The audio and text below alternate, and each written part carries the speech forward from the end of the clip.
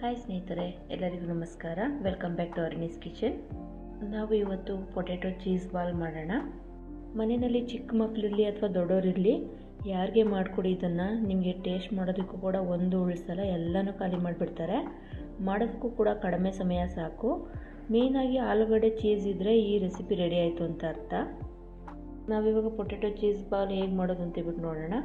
ನಾನಿಲ್ಲಿ 3 ಆಲೂಗಡ್ಡೆನ, ಬೆಂದಿರೋ ಆಲೂಗಡ್ಡೆನ ತೊಗೊಂಡು ಅದನ್ನು ಸ್ಮ್ಯಾಶ್ ಮಾಡ್ಕೊಳ್ತಾ ಇದ್ದೀನಿ.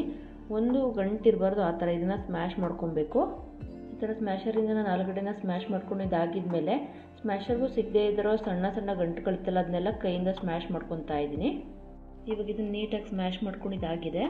ಇವಾಗ ಇದಕ್ಕೆ ಅರ್ಧ ಸ್ಪೂನ್ ಉಪ್ಪು, 1/4 ಸ್ಪೂನು ಕಾಳು ಮೆಣಸು ಪುಡಿ, 1/4 ಸ್ಪೂನ್ ಚಿಲ್ಲಿ ಫ್ಲೇಕ್ಸ್ ಇಲ್ಲ ಅಂತ ಅಂದರೆ ಚಿಲ್ಲಿ ಪೌಡರ್ ಹಾಕ್ಕೊಬೇಕು, 1/4 ಸ್ಪೂನ್ ಅರಗೇನು. ಇದು ಆಪ್ಷನಲ್ಲು, ಇದ್ದರೆ ಹಾಕ್ಕೊಳ್ಳಿ, ಇಲ್ಲ ಅಂತಂದರೆ ಬೇಡ. 1 ಸ್ಪೂನು ಮೈದಾ, 1 ಸ್ಪೂನು ಬ್ರೆಡ್ ಕ್ರಮ್ಸು ಅಷ್ಟೇ ಇದ್ದರೆ ಹಾಕ್ಕೊಳ್ಳಿ, ಇಲ್ಲ ಅಂತಂದರೆ ಬ್ರೆಡ್ ಇತ್ತು ಅಂದರೆ ಅದನ್ನೇ ಪುಡಿ ಮಾಡಿ ಹಾಕ್ಕೊಳ್ಳಿ. ಇವಾಗ ಇದನ್ನು ನೀಟಾಗಿ ಎಲ್ಲ ಹೊಂದ್ಕೊಳ್ಳೋವರೆಗೂ ಮಿಕ್ಸ್ ಮಾಡ್ಕೊಳ್ತಾ ಇದ್ದೀನಿ. ಇದೇ ಥರ ನಾವು ತರಕಾರಿಗಳನ್ನೆಲ್ಲ ಹಾಕ್ಬಿಟ್ಟು ಪೊಟ್ಯಾಟೊ ಚೀಸ್ ಬಾಲ್ ಮಾಡ್ಕೋಬೋದು. ಅದು ಇನ್ನೊಂದು ವೀಡಿಯೋದಲ್ಲಿ ತೋರಿಸ್ಕೊಡ್ತೀನಿ ಹೇಗೆ ಅಂತ ಹೇಳ್ಬಿಟ್ಟು. ನೀಟಾಗೆಲ್ಲ ಮಿಕ್ಸ್ ಆಗಿದೆ. ಇಲ್ಲಿ ಉಪ್ಪು ಖಾರ ಎಲ್ಲ ಚೆಕ್ ಮಾಡಿಕೊಂಡು ಏನಾದರೂ ಕಡಿಮೆ ಇತ್ತು ಅಂತಂದರೆ ಹಾಕೊಬೋದು.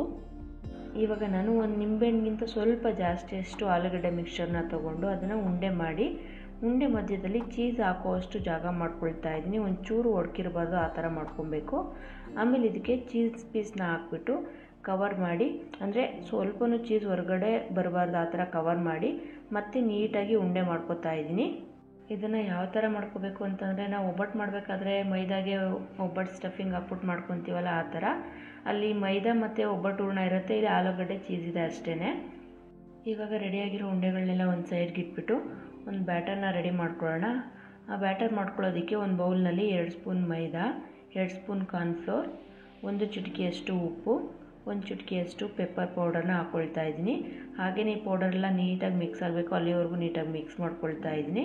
ಮಿಕ್ಸ್ ಮಾಡ್ಕೊಂಡಿದ್ದಾಗಿದ್ಮೇಲೆ ಇದಕ್ಕೆ ಸ್ವಲ್ಪನೇ ನೀರು ಹಾಕ್ಕೊಳ್ತಾ, ದೋಸೆ ಹಿಟ್ಟಿಗಿಂತ ಸ್ವಲ್ಪ ತೆಳ್ಳಗಾಗಬೇಕು, ಆ ಥರ ಒಂದು ಬ್ಯಾಟರ್ನ ರೆಡಿ ಮಾಡ್ಕೊಳ್ತಾ ಇದ್ದೀನಿ. ಬಟ್ ಏನಂದರೆ ಇದರಲ್ಲಿ ಒಂದು ಗಂಟಿರಬಾರ್ದು, ಆ ಥರ ಮಿಕ್ಸ್ ಮಾಡ್ಕೊಬೇಕು, ಆ ಥರ ಮಿಕ್ಸ್ ಮಾಡ್ಕೊಳ್ತಾ ಇದ್ದೀನಿ.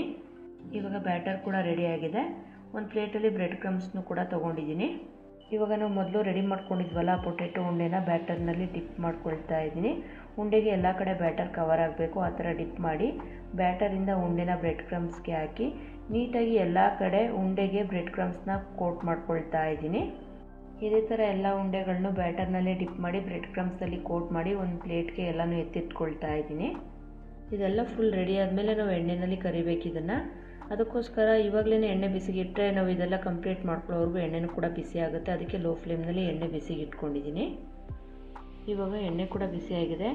ಫ್ಲೇಮ್ನ ಮೀಡಿಯಮ್ನಲ್ಲಿ ಇಟ್ಬಿಟ್ಟು ನಾವು ರೆಡಿ ಮಾಡ್ಕೊಂಡಿರೋ ಪೊಟ್ಯಾಟೊ ಚೀಸ್ ಬಾಲ್ನ ಎಣ್ಣೆನಲ್ಲಿ ಹಾಕ್ಕೊಳ್ತಾ ಇದ್ದೀನಿ.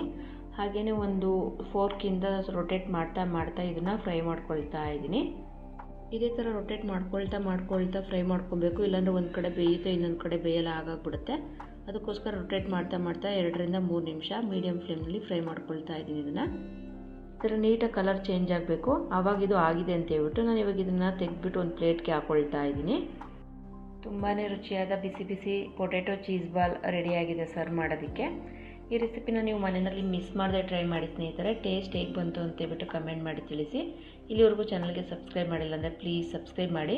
ಹಾಗೆಯೇ ಫ್ರೆಂಡ್ಸ್ ಆ್ಯಂಡ್ ಫ್ಯಾಮಿಲಿ ಜೊತೆಗೆ ಶೇರ್ ಮಾಡಲಿಕ್ಕೆ ಮರಿಬೇಡಿ. Thanks for watching Arni's kitchen.